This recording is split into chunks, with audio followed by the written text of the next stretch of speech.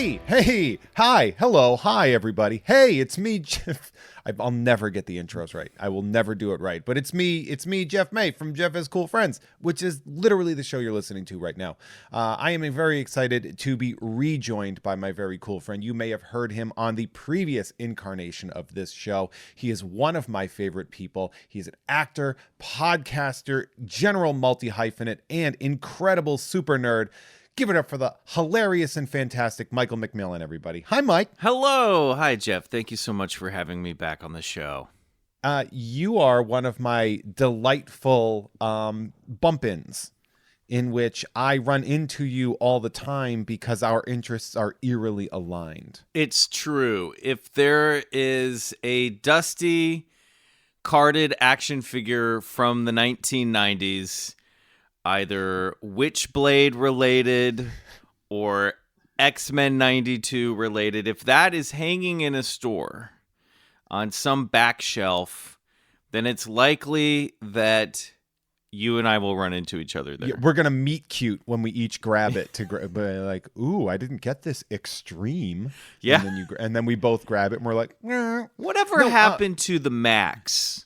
Remember the Max? The Max, for those of you that are not aware, the Max was one of the second wave of Image Comics books. It was a psychological superhero thriller by Sam Keith, whose brain is fun.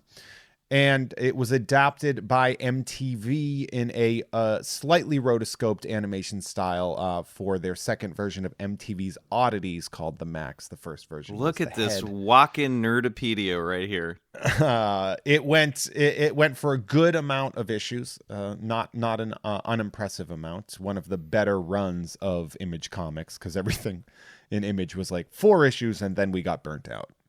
Yeah. Was the Max a rabbit inside of a giant rabbit inside of a superhero costume? There's so much that's intersected and confusing about that, which is what Sam Keith wants. I don't know, like if you've ever read a comic written by Sam Keith, no matter what's happening, it's going to explode your brain. Was Sam Keith, like, is he the David Lynch of 90s comics? He kind of feels it. And it's funny too because they brought him back to do a 2 or 3 issue run of Spectacular Spider-Man in the 2000s, where he basically came across a little girl that turned out to be a chunk of Sandman's psyche. Like Sandman was like obliterated, and like he regrew chunks of his psyche as like little characters all over the place. It was basically the Max with Spider-Man in it. That rings a bell. I think I read those. Was that a Paul Jenkins written story? I think Sam Keith might have written it too. Fair enough. Apologies to Sam Keith. But if you aren't familiar, Sam Keith did all those really incredibly weird Marvel Comics Presents covers with Wolverine, where Wolverine was really hairy. He really knocked up the hairy, visceral aspect of Wolverine. He made him look almost like an ape. He made him look like a living pubic area. Like he was true. just like a big. It was like if a 70s turgid phallus with claws. Dad's penis was turned into a superhero. That's how he drew Wolverine. That's how Wolverine was, yeah. Especially with the gritted teeth. Yeah, there was a short while there where Wolverine was just a living embodiment of Dad's dick. Yeah, which is really uncomfortable. Yeah. So interestingly enough, and I'm actually very embarrassed because this is actually one of my favorite writers, but it totally makes sense that this was the story. The writer of that story, the Peter Parker Spider-Man by Sam Keith, Zeb Wells. Oh, Zeb Wells, who is currently back on Amazing Spider-Man. Zeb Wells is one of my favorite Spider-Man writers of all time. He's certainly, in my opinion, the most underrated Spider-Man writer. Definitely tied into the comedy, I think, more than most people have. Yes, he actually makes Spider-Man funny. And also very excited because soon we'll be reunited, or united for the first time, perhaps, with of course, the greatest Amazing Spider-Man artist of all time, who's coming back to the book. I'm speaking, of course, not Steve Ditko, Not John Romita, That would be tough. but John Romita Jr. JR's coming back, baby.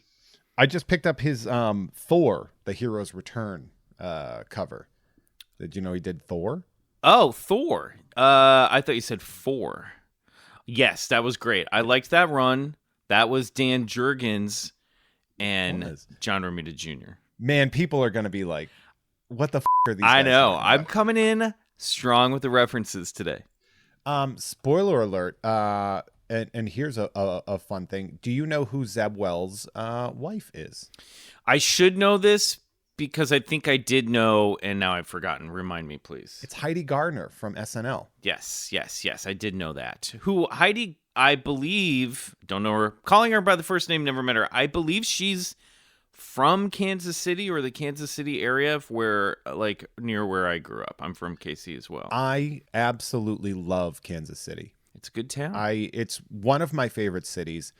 It's where I met one of my favorite fans. I mean, all of my fans are my favorite. You have a favorite fan? I have a few. Do you keep in touch, pen pal style?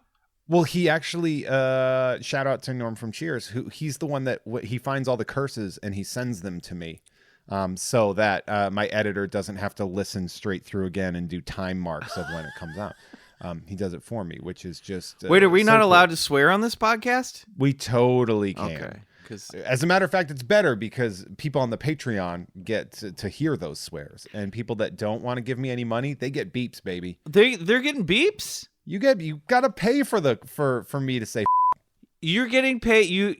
There's a paywall to access the filth. Yes. Now that's an interesting choice. We don't have to go too far behind the curtain, but you just don't want to offend anyone? I'll tell you why. I stole that from Alex Schmidt and his Secretly Incredibly Fascinating. He's very delicate and kind and a very good person and won Jeopardy a bunch of times, but also just a very nice and funny man. And he bleeps it out. And I guess that keeps it so that doesn't have to be a mature, it doesn't have to be like an R-rated podcast. An explicit podcast. It makes it more accessible. And also, because of the situation that I'm in with the Patreon and how I have to get stuff out and like the frequency with it and everything, I had to come up with as many ways to make the Patreon unique as possible. Got it. So that helps. You are right, by the way. Heidi Gardner, Kansas City, Missouri. There you go. I performed at the theater in the back or the viewing room, I don't know, of a barcade in Kansas City. Was it North Kansas City? I don't know. Okay. I think That's too much information you're asking for me. I went there on a train 6 years ago. What do you want from me? I want to make this the most specific and nuanced and niched reference podcast episode of all time. I feel like we could do that. What was I going to say? There's like I think it's called like the Power and Light or something. There is, and this is a Power and Light District. Kansas City is wild because they have a mall that is bars. Yep. This is all bars. Yep. And it's all different bars. And you can leave a bar and go into a different bar. It's like the Grove again. Yes. Or the Americana. There it is. At the Brand. It's like an outdoor mall, but it is all bars and sports bars and then live music venue bars. It feels to me like there's a lot of assaults that should happen there. I generally avoid that area if I can. I mean, look, it's revitalized downtown. Downtown, when I was growing up in Kansas City, there was nothing going on. No. I would go down there in high school to go to Comedy Sports and watch improv. I think Jason Sudeikis used to perform there when he was still performing in Comedy Sports there when I was in high school. So I saw some of the greats. But other than that, there was really nothing going on down there. It was one of the reasons I wanted to get out of Kansas City was because it was like, this is boring. And since then, they've really put some cool stuff down there. There's also like... They injected some liquor. They did. They put liquor back in. Sadly, there was a really great Alamo Draft House theater that closed during the pandemic that was right across the street from the Power and Light District. Really cool restaurants being put in. The Crossroads District is really cool. Good little art scene now. The River Market area is fantastic. They got a cool like trolley. A streetcar came back. So it's now when I go back and hang out with friends, we go downtown all the time because there's cool stuff to do there and the suburbs are boring. There was a Burger King bar in Kansas City. Oh, really? I haven't seen that. There was a Burger King bar. There was a Burger King that served alcohol, and They just opened a Taco Bell cantina down not too far from there, I think in Westport. that I feel like Kansas City is just like a test market for alcoholism. Like, what can we get away with for drunks? That's how, I got in touch with alcohol. That's westward expansion, baby. Yeah. That's it. It's like St. Louis, because St. Louis is considered the gateway to the West. Yes. And Kansas City's like, well, we're like that, but we're like the bar. Yeah, of the gateway to sadness. Yeah, the gateway to existential next day existential anxiety. Yeah, it feels like Kansas City has a lot of like Bruce Springsteen being played in cars while people are just thinking about driving anywhere else. Yeah, that's fair. Although, like I said, it's gotten better. Agreed. And to be fair, I love Kansas City. That's how this conversation started, Jeff. No one's denying it. There are cities that I love for different reasons, and Kansas City I love just because every ounce of my time spent in Kansas City was pretty friggin' fun. Yeah, like it was really great. And well, you get to be fun comedy uncle who just rolls into any town USA and have a good time and then leave. Kind of. I mean, I'll put it this way: I was recently on a comedy trip. With Valerie, my partner, and she was headlining, and I was opening for her. Great, no notes. But when we got there, like we were kind of like stranded, like because it was kind of in the woods. It was great. It was at Savage Henry, which is a beautiful area in the redwoods up in Eureka, California. But, Eureka is spooky. There is a weird. Sorry if you're from Eureka, but if you are, you know this. There's a weird vibe around Eureka. Let's keep going. I want to. Well, this is actually going to tie into something that you do because this is fascinating. So we get there and we're kind of stuck in this like comedy condo, like kind of an Airbnb thing that was like just a little shady. Like it was fine, but like you were just like, there's one weird smell in here and I don't know what it is. I felt like we were kind of trapped, and if we wanted to do anything, it was like, oh, you want to go do something? That's going to be $140 because you need to get a ride and you need to pay the ticket to go into their zoo or whatever. But that town obsessed with Bigfoot. Oh yeah, they are obsessed. Yeah, they see Bigfoot on a frequent basis. I went on stage and I was like, so we all.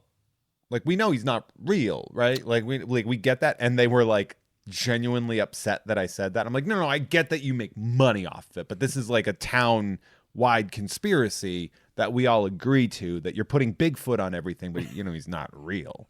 And they're like, "Grr." And I was like, oh, am I not supposed to? Did I upset the cryptids here? Yeah, I think. Well, I have a number of feelings. Oh, do you co-host of Bigfoot Collectors Club? Yeah. Look. Is Bigfoot real? I don't know. I don't believe in Bigfoot I think most people, when they think about Bigfoot, they think of Bigfoot as the like Santa Claus, mascot, cartoon character.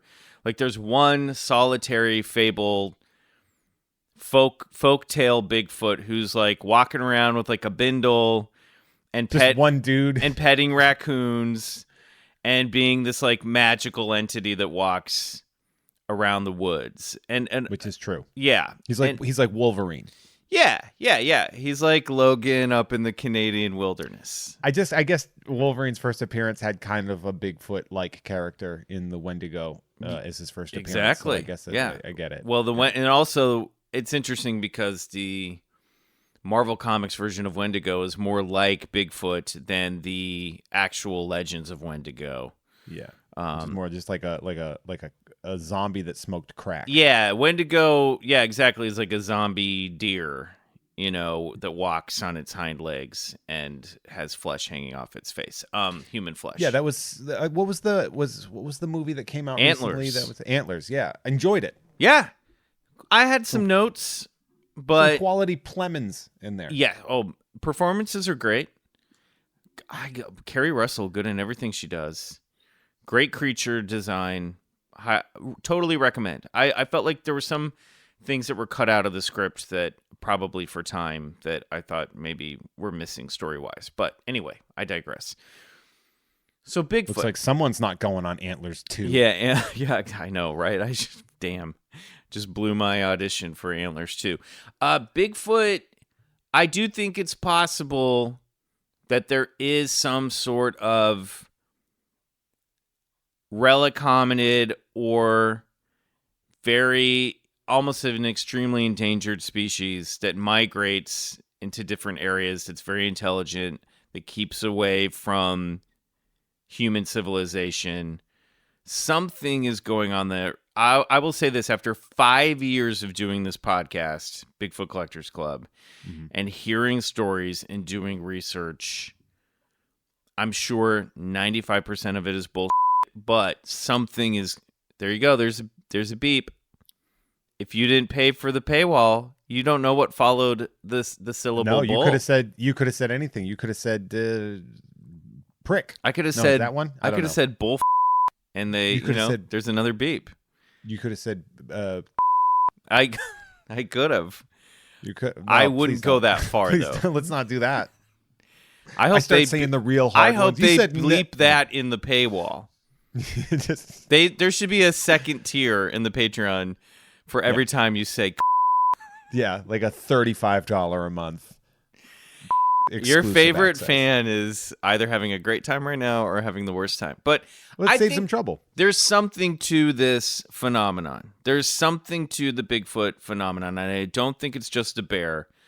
And I'm not saying the Patterson-Gimlin film, the famous 16 millimeter footage of Patty walking through. That's how I walk, by the way. Yeah. That's how I regularly walk. That's how I walk when I'm like coming in from a dog walk and I'm like about to crap my pants. Yeah. No, I tell people that all the time. I'm like, I walk like the old Bigfoot video. And everyone's like, what? I'm like, you know the one. You know the one. I'm not saying that's real. I can give you compelling thoughts on why it probably or why it could be. But I think there's something to this this whole Bigfoot thing. I don't know what it is, but I can't discount it completely. What about the skunk ape? You think that's just a guy that lives in the Florida Everglades? It's possible, but here's the other thing that I think is, especially when it comes to these Florida cryptid stories, where there's like, especially in the South, they see a lot of like big cats, like jungle cats that shouldn't be hanging around in the continental United States. There's some footage I've seen that is definitely hoaxed about the skunk ape. There's some photographs. If you Google Mayaka skunk ape, there's photographs that an old lady took of something that she saw in her backyard. And you can see it's lifting its head. There's eye shine. Now, could this be hoaxed? Yes, but it looks like a suit. The Mayaka skunk ape picture, go Yeah. from one to the other. Suits don't reflect eye shine like that, my friend. Unless they want them to reflect eye shine. It also kind of looks like an orangutan. It's definitely, it's terrifying for sure. Yeah. I always feel like it's funny because like Bigfoot, there's so many versions of the character. He's been rebooted so many times. Yes. But I always feel like when Florida's like, we got one too. It's like, well, come on. Like, well, the why would Florida he thing be- is why would he tough be down because, as we've all learned from Tiger King, there's a lot of illegal animals being bought and sold and put in zoos. So I think sadly it's possible that some of those sightings are like escaped primates that are now surviving out in the swamps. But a guy eating hanging out, alligators. what's that? It's the Crocodile Dundee of orangutans, just eating alligators. Yeah, or I don't know, but there's definitely there's some footage that I've seen where I'm like, that actually looks like a gorilla hanging out in the swamp. I don't know, man. I don't know, but anyway, that Mayaka skunk ape photo, she wrote into called the police, or she was like, I think there's an escaped orangutan from a zoo. She wasn't even trying to be like, I got skunk ape on camera. She was just like, what is this thing? And people ran with it. I don't know. It's tough. There's so much bullshit out there, but the stories are fun. I wanted to ask you, because obviously Bigfoot Collectors Club is a podcast that talks about cryptids and the paranormal, which I kind of steer clear of. I'm not a big, like, I don't believe in ghosts or anything like that. But I'm wondering where you are on the skepticism scale of cryptids. So I'm going to ask you about a couple. Okay. I'm going to see what your belief in that is. Okay. Whether or not, like, yes, no, maybe. I mean, everything would be maybe, I guess, in a situation like that. But like for the percentage wise, okay. Like, so first and foremost, Bigfoot. Are you probably? I think, as I said, there's something in the mascot, the traditional cartoony Bigfoot, the idea that there's like one mythical hairy man roaming the wilds of California, no. The possibility for some sort of relic hominid where the species is intelligent enough to avoid humanity, avoid civilization, and I'm talking like, close relative on the evolutionary tree to humans. Good at hiding out. Maybe there's like just a few thousand of them still in existence. Possible. Can't rule it out. Do I full on believe, hardcore believe in any of this stuff? No. But again, I've heard enough stories and read enough stuff that I'm like, there's something to this. It's not just all hoaxes. Fair enough. Do you, how about the Jersey Devil? Jersey Devil's bull. Jersey Devil, we haven't done an episode on the Jersey Devil yet, but Jersey Devil was like a story in my memory, the Leeds Devil. Now, the Pine Barrens, where the Jersey Devil is said to dwell, is a very interesting area, and I think a pretty spooky area, featured in a very famous episode of The Sopranos. And anywhere you have which one? You know the one. Anywhere there's like a vast forest. There's forests are ripe for ghost stories, cryptid stories, superstition, samurai movies. Yeah, samurai movies. Huge. Great. But the Leeds Devil stuff, the Jersey Devil, I believe was created as a story. And again, I'm really paraphrasing this because I kind of have to go back and read all this stuff. But basically, it was a smear campaign, I believe, for a political opponent wrote about another political opponent, basically saying, like, this guy's family tree is cursed because one of his ancestors gave birth to a devil that now runs around the Pine Barrens, so you shouldn't vote for them. It was like, this was in 2008. Yeah. There's a problem with these stories where you get into, it's kind of like we're experiencing right now with all this QAnon shit and all the a lot of Fox Mulders wanting to believe. Yeah, well, there's just like, there's so much intentional misinformation and disinformation out there on the internet right now. 150 years ago, that was like, with yellow journalism, that stuff was rife in newspapers. Yeah. So a lot of people will point to, like, look, there was an article about a mystery airship flying over Ohio, and it dropped an anchor that like ran, that like wrecked this farmer's barn. And so a lot of modern day UFO researchers will be like, look, they reported this in the paper back then, but there were a lot of fabricated stories like that back then to help sell the newspaper and keep it interesting. It was almost more like a tongue-in-cheeky thing. Muckraking. Yeah, a lot of muckraking and that kind of stuff. And I think Jersey Devil falls, even though it dates back a few hundred years, I think a lot of that is just fodder for muckraking and again, politics. I love that really great explanation of that. I was not expecting such a deep and strong information, but then I'm like, oh yeah, you do this, buddy. I'm telling you, 4.5 years of doing this podcast. Do you believe in the jackalope?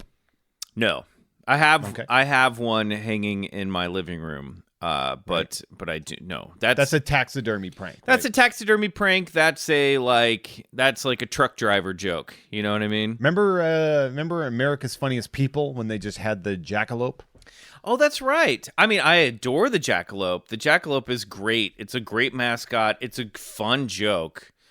But yeah, no, it's not, obviously not real. Let's see. The Loch Ness Monster. Unfortunately, I think probably not real.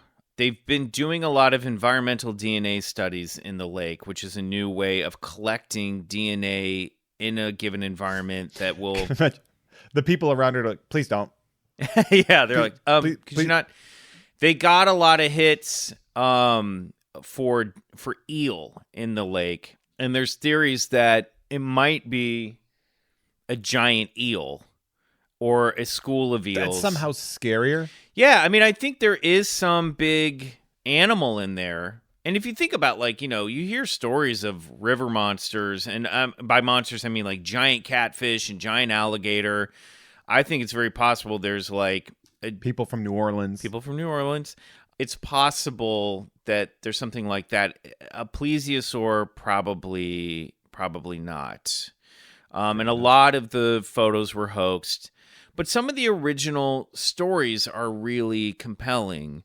The period where in the 1930s when people were like actually seeing this thing come out of the lake, and there was like a husband and wife who had to swerve around Unsolved it. Mysteries recreations of that, I remember. Yeah, that stuff is really compelling, and I don't know what there is to that. But currently, no, I don't think so. Was there ever? Probably not.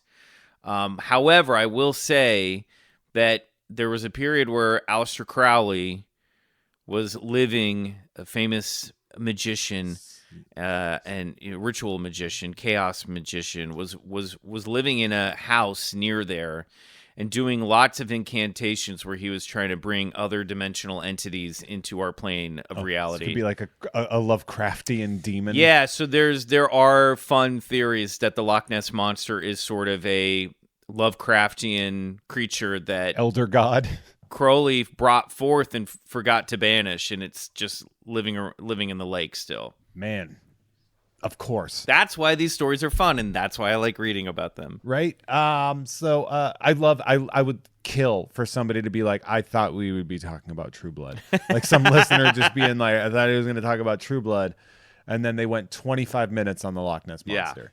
Yeah. Speaking of plesiosaurs, of a related thing, do you believe in the megalodon? I mean, I haven't done a lot of research, but seems plausible that maybe there's some giant sharks still in existence today. I mean, sharks are prehistoric animals. Alligators are prehistoric animals. You know what else is a prehistoric animal, by the way? The Flintstones. There you go. So I'm just putting it out there. Did you read the Flintstones comic? The one that DC put out when they try to make like all the Hanna-Barbera characters sexy? Yeah. No, I didn't. Was it good? Was it fantastic? Fun? Really? You can borrow my copy. It's unbelievable. It's like one of my favorite comics that they've ever put Why out. haven't they successfully rebooted? And I feel like the Hanna-Barbera canon, that whole catalog is like ripe for... Okay, they do make... They make the Jellystone cartoon, correct? They make like kids stuff. They make like all ages books as well. And every once in a while, DC will do crossovers with like Looney Tunes characters, which is another property that they have. Mm-hmm. But with the Hanna-Barbera stuff, like when they they made like regular Scooby-Doo comics for all ages, but then they also did like the Scooby Apocalypse, which was like really cool. And this Flintstones one, which is unbelievable, and people got so mad. And it was like all these old dudes that were like, this is the Flintstones that I grew up with. Right. And it's like, yeah, because nobody buys that. Yeah. Well, like these are cereal commercials now. That's all they are. Yeah, that's true. Yeah, it was like they were there to sell cereal and cigarettes. But now it's like, try to tell a kid now that the Vitamin and Cereal Box Cavemen used to have a primetime cartoon. And they'll be like, what the are you talking about? Oh, right. There is a literal Flintstone cereal. I forgot about that. Yeah. Fruity Pebbles and Flintstones Vitamins. Those are the two things that kids know the Flintstones. Yeah, they're branded with that. I used to watch the Flintstones every morning before school. Right. It is a fun thing where like there are all these characters that you could finally tell good stories with, Scooby-Doo, I haven't read the Apocalypse one, but seems to me There is a Riverdale or Buffy the Vampire Slayer version of those characters that would be a massive cultural hit if they could do it right. So it's funny because on Tom and Jeff Watch Batman over on the Gamefully Unemployed Network, we just recently did the Scooby-Doo Batman crossovers from the 70s. Love those. Unhinged, fully unhinged. I loved every second of them. And a lot of the fans were telling us about how they like rebooted them in the 2000s to make them more like tongue-in-cheek and very clever. And I love that for the property, for the Scooby-Doo property. I like that you can do genuine versions of them, and then you can do the like played up camp versions, and then you could also do like the Riverdale version, which is more of like the let's add a little grit and just see what happens. I mean, like, let's see what happens with this group dynamic here, you know? Like, let's really get into there's so many love triangles that could happen. And you could find a cool way to get around the talking dog. I'll tell you what, I actually, during the pandemic, watched Scoob. When that was like one of the first movies that was released direct to streaming. And I was like, hook, line, and sinker. I was like, please give this to me. And I actually enjoyed it okay. It was tough getting around the different voices a little bit, but that's just because they're so ingrained. But it was fun. I liked that they brought in like Dynamite, and was Dynamite in that one, or was it? I don't know. I didn't see Blue Falcon and Dynamite. Blue Falcon's in it. They brought in like some of the other Captain Caveman's in it. They brought in like some of the other Hanna-Barbera verse characters, and I really enjoy that. You know, it's sort of a universe where like Jabberjaw exists here. Yeah, Josie and the Pussycats exists. I'm assuming Harvey Birdman, Attorney at Law, was one of my favorite uses of Hanna-Barbera when they did that. Did you watch that on Adult Swim on Cartoon Network? I watched Network? parts of it. I watched Space Ghost Coast to Coast. Space Ghost Coast to Coast was Hanna-Barbera, right? Yeah. I watched a lot of that. I didn't watch as much of the Harvey Birdman. I would suggest giving it a watch. It's absolutely fantastic. It's basically Harvey Birdman is a lawyer, and he deals with the problems of various Hanna-Barbera characters that would have arisen in an adult-themed. So, like, you know, Shaggy and Scooby get arrested for possession. I love that you're selling me on a 15-year-old show. It's like a 20-year-old show. Nice try on the 15, but it is much older. Wow. No, it's great. We got there. How about the Mothman? Mothman is really interesting. Mothman is, if you want like a David Lynch, Mothman is the David Lynch cryptid story. The original book by John Keel, The Mothman Prophecies, is an awesome read. It's a little. I believe that was actually by, was it Ashton Kutcher? That was the butterfly effect. Was that what that was? Okay, that's what it was. Never mind then. Actually, I would like to see a movie where Ashton Kutcher plays John Keel. John Keel was this investigative journalist in the 60s who was walking around America and studying all these weird things, and he had a theory called the super spectrum theory, that some of these entities, he was trying to explain, okay, why can't we find bodies of Bigfoot, and why can't we? And he came up with this idea that just like there are multiple spectrums that our eyes can't see or hear, or, you know, that our senses can't pick up, like infrared and X-ray, and you know, there's Wi-Fi's signals being beamed around. Of course, they didn't have Wi-Fi back then, but he kind of came up with this. He kind of came up with this idea that some of these entities might just be from parallel dimensions that are literally overlapped with our own dimension, and that we can't typically see or hear, but sometimes slip in and out of our reality, and sort of like that they exist, but they exist in a way that just our limited senses can't typically see them. But they get into a little bit of that in Mothman, but it's great. The Mothman, I love the idea. I'm sorry, I didn't mean to interrupt, but just the idea that there is just like corpses laying around and just like tripping over like invisible Bigfoot corpses, but they're just everywhere. Yes, yeah, they're all just littered. Just tens of thousands per square mile of just invisible cryptid Yeah, corpses. you're probably sitting next to an invisible Bigfoot body right now, and you don't even know it. Just decomposing. There's a It smells Bigfoot like funeral here. happening in your bedroom right now, and you just a don't know. I can faintly hear Bigfoot bagpipes going off in Yes. the background. Yes. Oh, this one was a cop. This was a cop Bigfoot. But anyway, We should write a cop Bigfoot script. yes, there you go. Make a note. So Mothman Prophecies, it's a cool read because it's like him walking around investigating these witnesses of this giant black flying entity with red eyes, and it all culminates in this disaster where the Silver Bridge collapsed a week before Christmas, and a lot of people died. And so this idea was that they were seeing this harbinger of doom. But there's all this other weird stuff that was happening around the time. Men in Black showing up in town, UFO. That was going to be one of my questions. UFO sightings, really weird, trippy 1960s. Who knows? This is also around the time MK Ultra was happening, and that is a real thing. Maybe this town was getting dosed and didn't know it by the CIA. Who the knows? But the book is a really fun read. A little dated. He spends a little too much time describing every woman's body that he encounters in this town, so it's a little...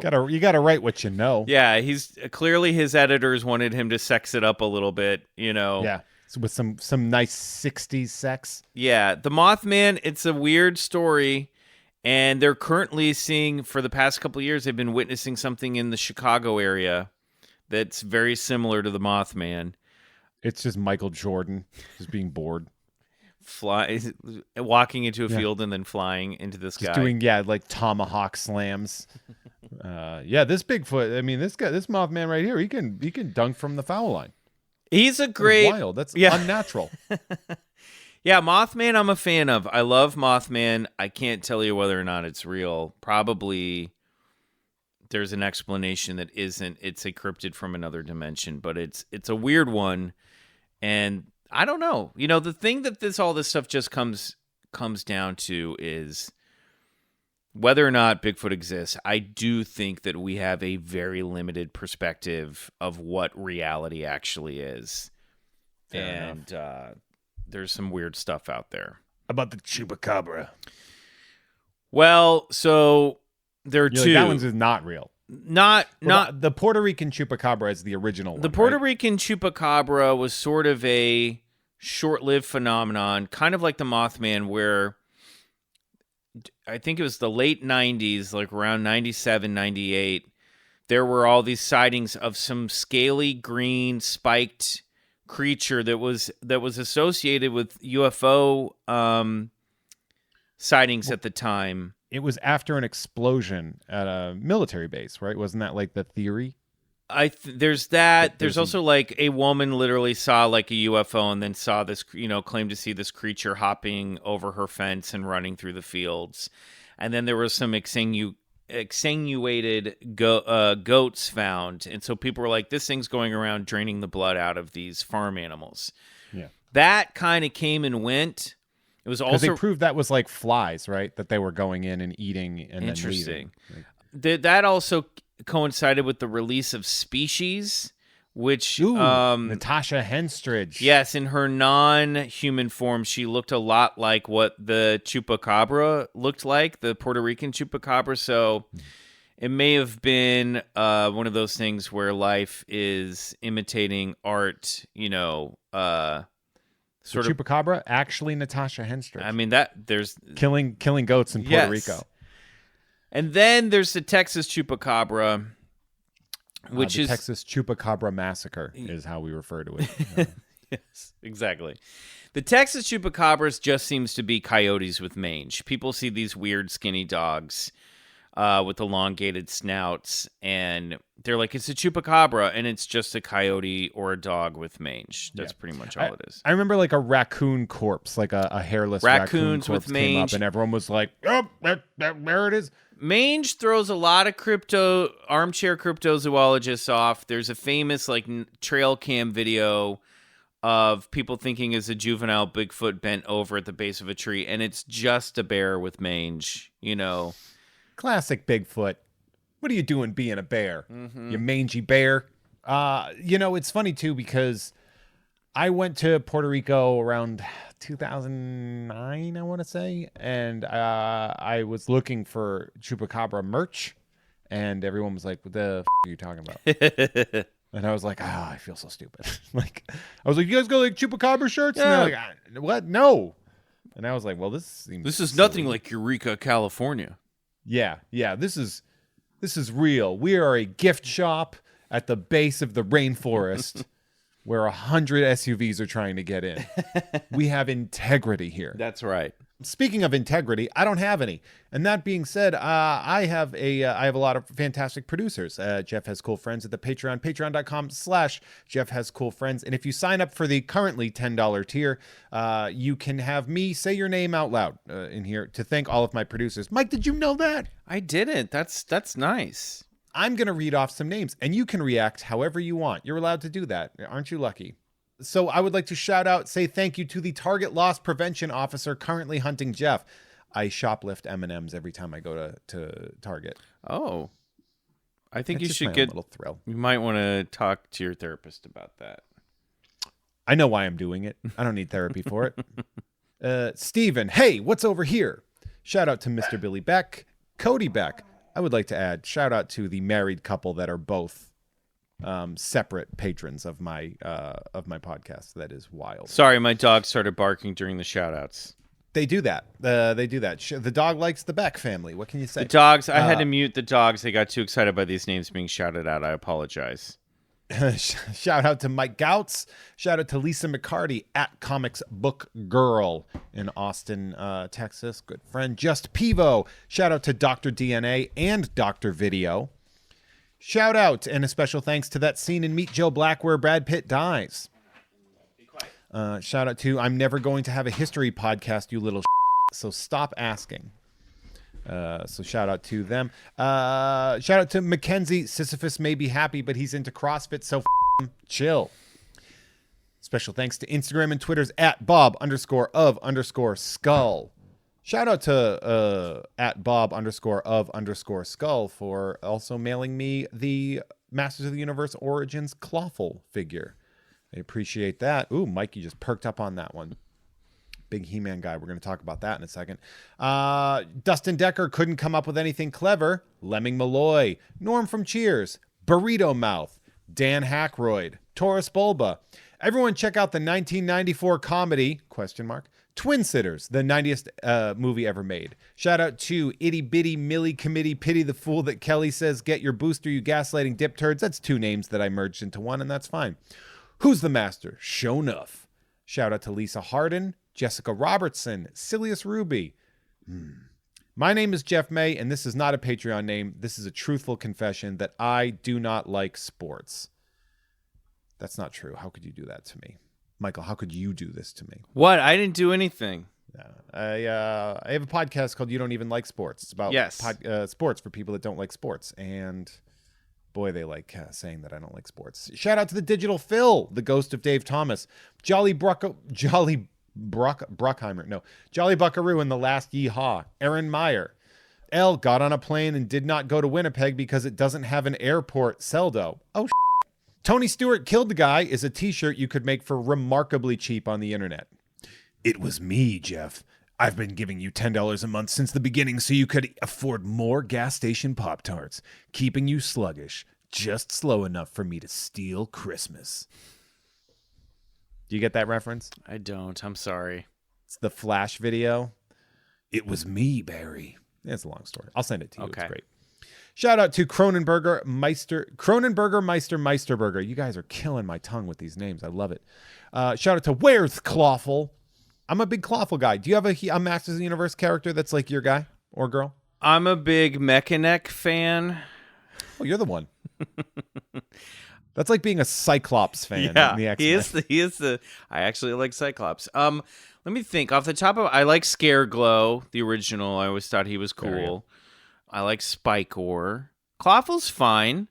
He's not like my guy. I think I'm a Mechaneck. Right behind me. Mechaneck. I see him. Mechaneck or Buzz-Off probably are my. You know what's funny is I hated Buzz-Off when I got him because all of his accessories just didn't work right. Like his wings, when you'd put them out, they would always fall back down, and his helmet would always fall off. And he didn't like both of his hands were just like little claw hands that couldn't hold anything. And I was like, I don't know, kind of this guy. Like, but that's how I felt. I liked it because you could take all those things off, and he had different looks. Yeah, that is fair. Yeah, he was a bee character that had a bee helmet. Yes. That was a bee head. That was like his friend's head. Yeah, weird accessory. Weirdest toy action figure accessory is probably that bee helmet. The He-Man world is so wild because they're like, yeah, man, we have here's a demon, and right next to him, his best friend, a robot cowboy. Oh, I'll tell you, Rio Bravo. I'll tell you who Rio my favorite Blast. He-Man was, Masters of the Universe was Roboto. Roboto's I loved pretty rad. Roboto. Roboto was cool. He was, and he really didn't. I remember reading the book where he befriended Stinkor. Oh, because he couldn't smell. He couldn't smell. Yeah. And so he was the only person that could tolerate Stinkor. But then it turns out Stinkor was a bit of a bad dude, and he fooled Roboto at the time. It's not nice. Shout out to 3 Jacob Tremblays in a trench coat sneaking into an R-rated movie. Parker Aylesworth wants to hear the Kinda song again. I used to work with this guy, and we used to sing a song in German that we called Children. Eating the chocolate. One hand the chocolate, one hand the Got it. I'm glad those are bleeped because that's repulsive. It's great. Christy Salinas, Kale's only true purpose is as the garnish at a 1996 Pizza Hut buffet. Shout out to the Pajamarai. Has a new baby. Bad time to become a podcast producer? Not for me, it ain't, Pajamarai. I appreciate you for that. Shout out to the verbose minimalist Welzowski. Adam Warlock, he wants your soul. Jam. Kruger Bing, formerly known as Krenter. The local man at Gavin_not. Jeffrey Bezos, the worst Jeff. I feel like Jeff Bezos could have afforded more than a $10 a month subscription. Yeah. Although the way he spends his money, I don't think so. That guy sucks so hard. We should beat that guy up. I'll kick him in the balls next time I see him. Shout out to Nicholas, came for the hat, stayed for the friends. Fabian, I did a hat giveaway. Michael Wells, unsee this. Shout out to Ricky Cilantro, Big Booty Boy 42069, the most well-prepared dead guy. Jumping rope, still a sport. Jeff not liking it, still a fact. Bodacious, Big Bad Bouncing Bollock. Shout out to Jennifer Fenderlander at AV Foundry. Patrick Dorr. Or Dore. I always f that up. Sorry, dude.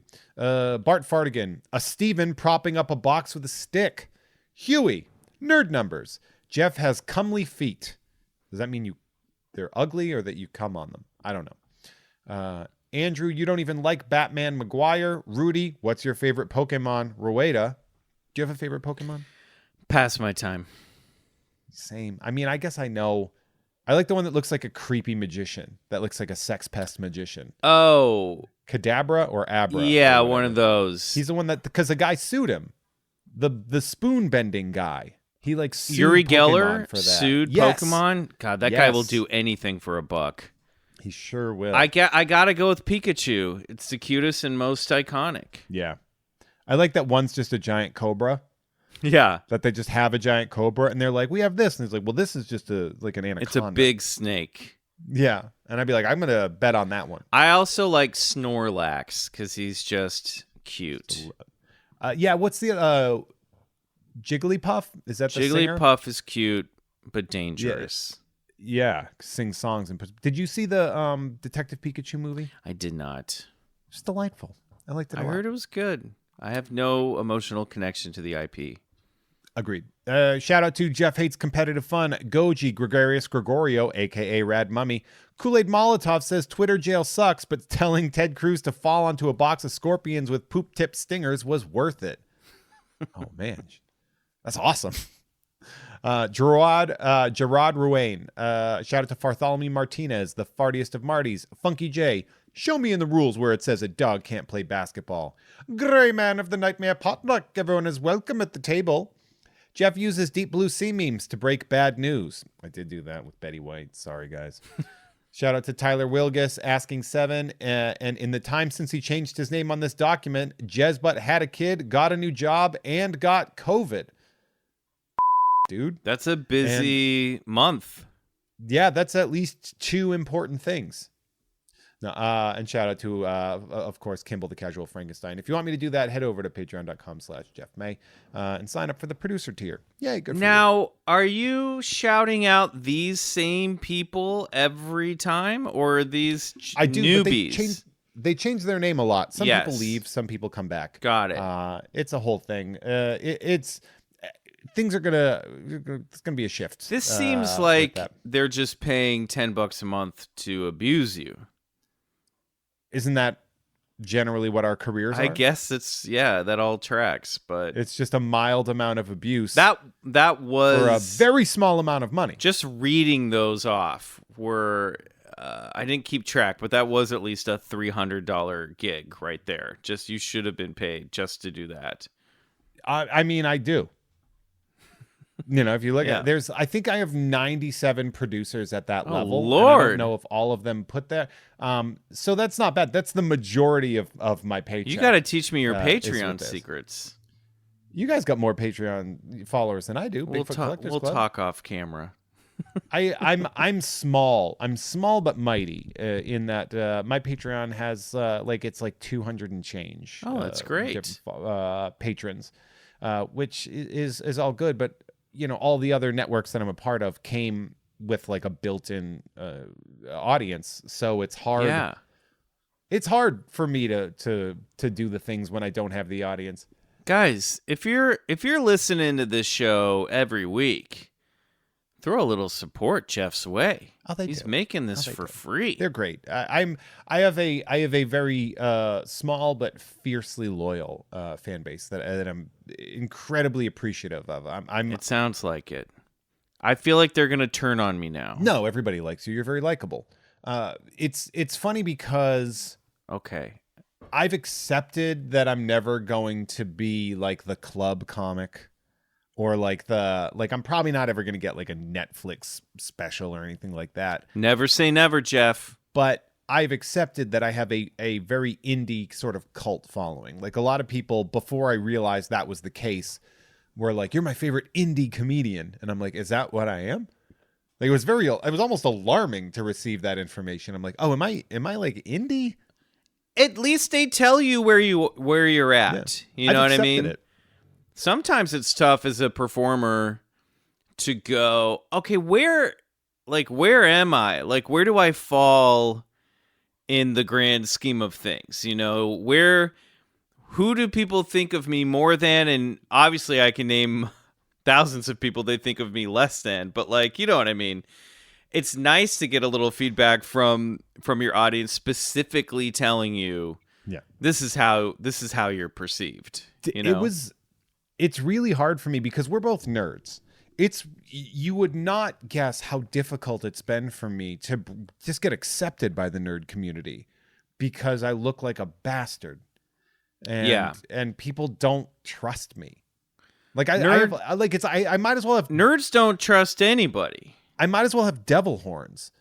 And I'll be like, no, they're not real devil horns. Like I'm not the devil. I just have these horns. I'm so sorry. It's hard being a nerd who grew up in the 80s and 90s because, it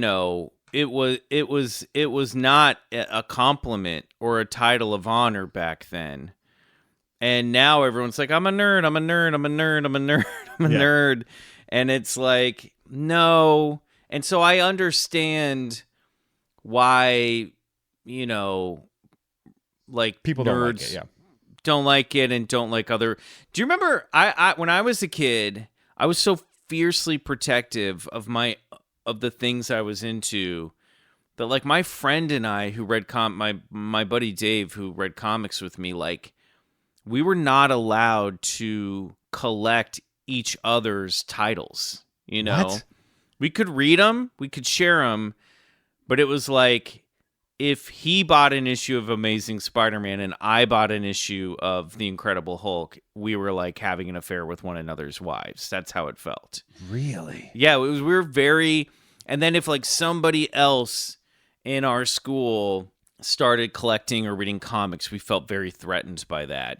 And I think it's just because our identities at the time were so wrapped up in we're the comic book guys that, if other people were doing it, what did that leave us? And I think a lot of nerd culture is that way now, where they're like, no, if everybody gets into this, then what does that make me? Where's my identity? Wait, where's my identity? And that's why they get so angry when changes. You know? There's that whole thing where and I talk about this a lot, but people are like, oh, I was bullied because I'm a nerd. And I'm like, are you sure that's the reason?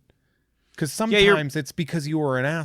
Yeah. I it's so funny that you had that experience, because I had the exact opposite growing up, where if we saw a nerd show up, we were like, holy another one of us.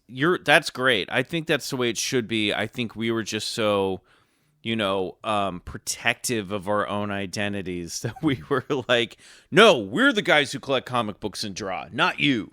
Oh, man. And we could have had that was like, hey, dum-dums, here's a potential friend.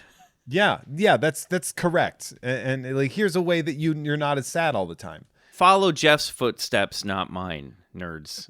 My Bigfoot steps. Yeah. Speaking of podcasts, I want to talk about, because you've got a new show that you've just been sharing. I've been seeing it going in there called Slate Your Name, with some killer guests that you've had on. Thank you. Yes, I only interview murderers. Yeah, some real killer It's actually guests. Called Slay Your Name, and it's just like list all the people you murdered, please. Yeah, slay and maim. Here we go. That'll be like my Halloween month. That's my Simpsons Halloween your month. Halloween name, horror Slay special, Name. yeah. Yeah, so I just started a new show. It was actually an old idea for a show that I had. And I've just kind of been keeping it on the back burner, but it's called Slate Your Name. The title's named after the term for when you audition, you have to slate your name. Hi, I'm Michael McMillian, and usually you follow that with I'm 6'1", if you're as tall as I am, and I'm from LA, if that's where you're from. So slating is a process that we do when we audition. So I talk to other actors about working in Hollywood and how it drives you crazy or sometimes makes you happy, sometimes being the key word. It's just sort of me talking shop with other actors about the ups and downs of the entertainment industry. And it's been really fun. After doing Bigfoot Collectors Club for 4.5 years now, it's nice to... I wanted to do that show because I wanted to get out. I wanted a place away from the industry. I wanted to not think about work. And so that was really fun and it's been fun. But now I kind of want to go back to return to my roots. No, but I was like, let me talk to, it's going to be easier for me to get actors to come on a show and talk about themselves. And it's going to be to get on a show and talk about ghosts. You know what I mean? Yeah. No, you're not wrong. A themed show is homework. Yeah. Like anytime you have a show where it's a theme, you're like, well, here's the 2 articles I need you to read. And if you can watch this 20-minute YouTube video. Yeah. Or something like that. Like we do that with Tom and Jeff Watch Batman, where we're like, do we want to make somebody watch an hour and 20-minute Batman cartoon film and then have to come on and talk about it for 2 hours? It's a lot of work. It's a lot of work, and then also we've kind of cut back on having guests on BCC because I also feel like it's getting to a point where our production is taking over the show. When we tell stories of high strangeness, I feel guilty that I'm making someone sit and listen to a little radio play. You know what I mean? It's it's fun. It's a fun show. No, it's great. It's a fun show, but you did tell me you wanted me on it, and then you stopped booking guests immediately. So pretty much. So we'll get you on the show, I promise. But Slate Your Name, different situation. Also, there's a lot of emphasis on starting out. How did you start out? How did you get into this? Why did you want to do this? Do you still want to do this? And then going through their IMDb and looking at early guest star and co-star roles, which are always really fun stories because usually it's oh, I was on the finale of The Office. You know what I mean? And what's it like rolling into that situation? Or playing a waiter on NCIS or something. There's always a fun on-set story from people's early careers that that I find fascinating. And I think it's a good show, too, because if you want to be doing this, if you want to be an actor, if you want to be a performer, you'll get some good advice. And if you have no interest but just want a window into the world of what it's like to work in Hollywood, I feel like it really it's accessible in that way as well. It's just good stories. Not a bad start, too. As of recording, we are 5 or 6 episodes in. 5 in. We're 5 in, and your first episode was with Rachel Bloom, who you worked with on Crazy Ex-Girlfriend. We see Jana Schmieding. Is that Jana Schmieding, who's the lead on Rutherford Falls. Malcolm Barrett from The Boys. Yep. And who else do we have? Bryce Johnson, of course, my co-star from BCC. And Maria Thayer. Yes. Who is unbelievable. No, from so many things. Yeah, she's so great. Funny. Her character on 30 Rock, when she played the blind woman that falls in love with Kenneth and then feels his face and rejects him. Without a doubt, one of the funniest slow burn punchlines of the whole episode. No, she's had a very charmed career, and it's great to talk to her about stuff, and she's really a delightful person to chat with. And we also have a Patreon, Slate Your Name, The Green Room, where guests will stick around and tell one of their war stories, funny stories that they might dine out on. And she told a story about a live theater disaster that she witnessed that was one of the funniest things I've ever heard. What a great idea to have Patreon exclusive content available for only the people that are on patrons, and for the people that listen to shows like Slate Your Name. For free. Exactly. Which you're welcome to do.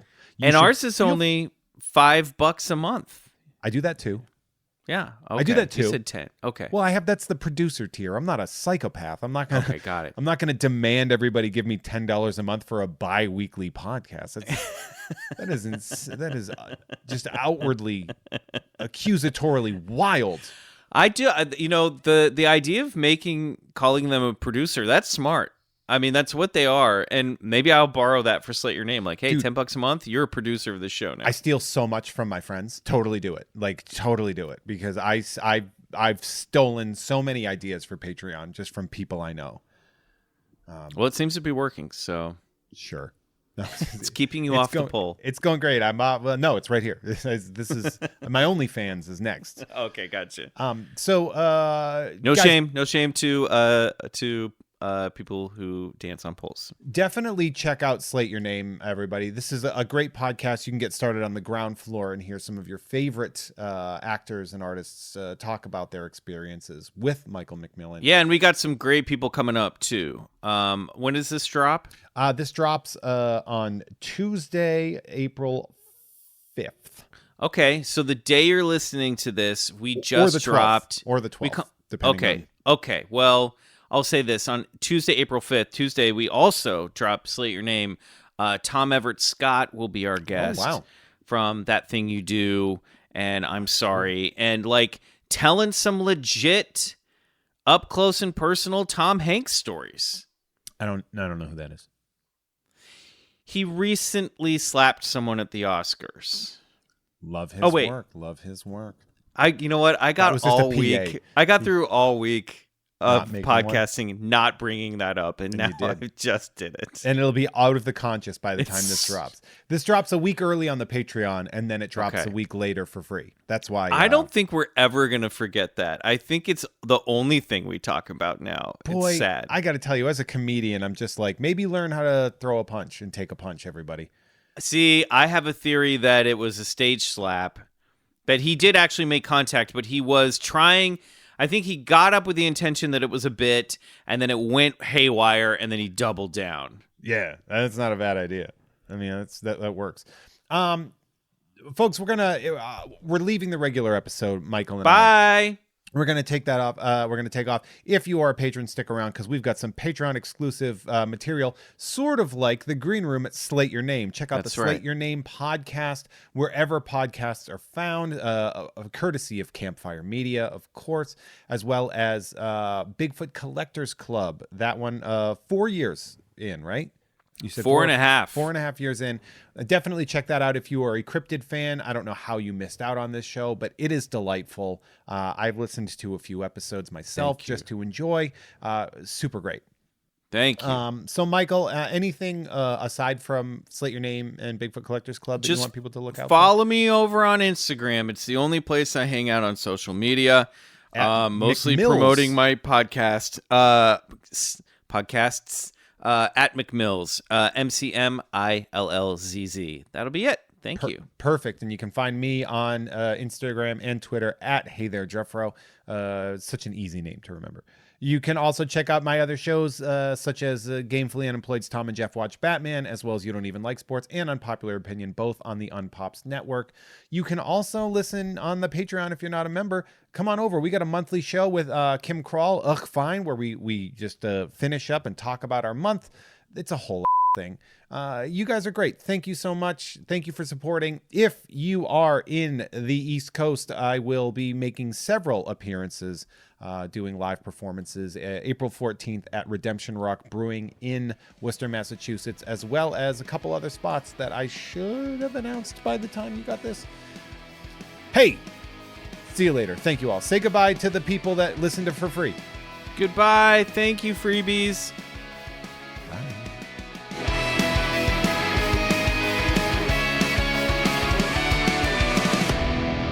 Hey everyone, our artwork is created by Justin T. Brown, who can be found at Artness by Justin Brown on Instagram, as well as artnessbyjustinbrown.com.